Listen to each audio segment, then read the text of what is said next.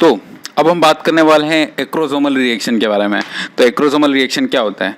Acrosomal reaction का मतलब होता है किसी तरीके से अपन एक्रोसोम को एक्टिवेट कर सकें। अब एक्रोसोम मेम्ब्रेन जैसे ही एक्टिवेट होगी उससे होगा क्या? अब उससे होगा ये कि जो भी एंजाइम थे जो कि एक्रोसोम के अंदर इंसर्ट किए गए थे, जैसे कि हाइलोरोनिडेज हो गया, प्रोक्रोसिन हो गया और एक्रोसिन, ये तीन मेन टाइप के एंजाइम होते हैं जो इंसर्ट किए गए होते हैं एक्रोसोम के अंदर, वो तीनों रिलीज हो जाएंगे। अब उस रिलीज होने की मदद से क्या होगा कि जोना जो पेल्यूसिडा है वो ब्रेक हो जाएगी, पेनिट्रेट हो जाएगी, जिससे कि जो स्पर्म है वो पेनिट्रेट कर पाएगा जोना पेल्यूसिडा को। कहने का मतलब बस यही है कि एक्रोसोमल रिएक्शन एक ऐसी रिएक्शन है जिसकी मदद से क्या होगा कि जो एक्रोसोम के अंदर जो केमिकल थे वो बाहर आ जाएंगे, हाइलोरोनिडेज एंजाइम के जैसे केमिकल्स जो एक्रोसोम के अंदर थे वो बाहर आ जाएंगे, जिसकी मदद से जो स्पर्म होगा वो पेनिट्रेट कर पाएगा जोना पेल्यूसिडा को। अब जोना पेल्यूसिडा क्या है यहाँ पे? वो जो सेकेंडरी ओवम था, जो सेकेंडरी oocyte है, उसकी एक लेयर है, बहुत इंपॉर्टेंट लेयर है, जिसको पेनिट्रेट करने के बाद वो इजीली पास चले जाएगा, किसके? न्यूक्लियस के पास चले जाएगा। तो यही उसका एम था, वो पूरा हो जाएगा। मतलब कि फर्टिलाइजेशन की प्रोसेस करवाने के लिए एक्रोसोमल रिएक्शन का होना बहुत ज़्यादा ज़रूरी है। तो अपन देख लेते हैं कि इसके तीन कौन कौन से इंपॉर्टेंट क्वेश्चन थे और उनके आंसर क्या क्या हैं, वो देख लेते हैं।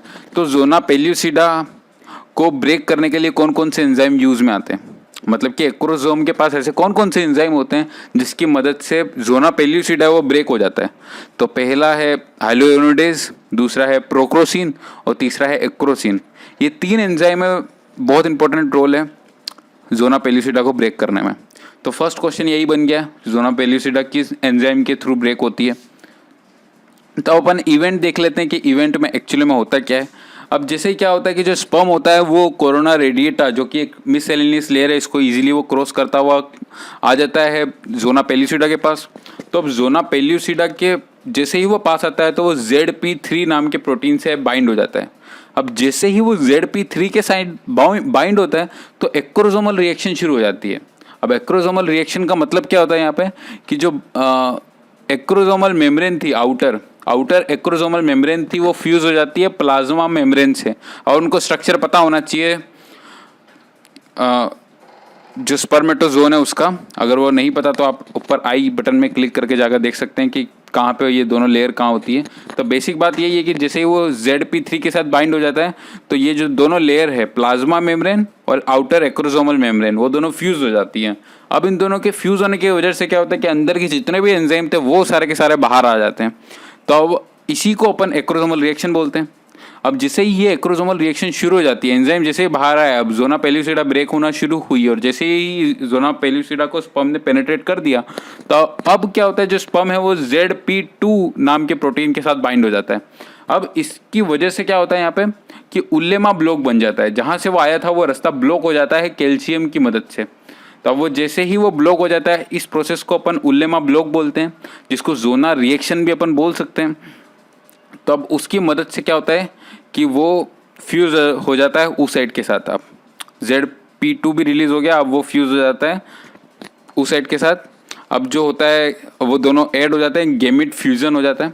अब यहाँ पे जो दूसरा इंपॉर्टेंट क्वेश्चन बनता है कंपटीशन के हिसाब से, वो होता है कि गेमिट फ्यूजन के अंदर कौन सा प्रोटीन काम करता है, कौन सा प्रोटीन इंपॉर्टेंट होता है गेमिट फ्यूजन के लिए। तो वो होता है इंटेग्रीन। जो गेमिट फ्यूजन होता है वो इंटेग्रीन मीडिएटेड प्रोसेस होती है।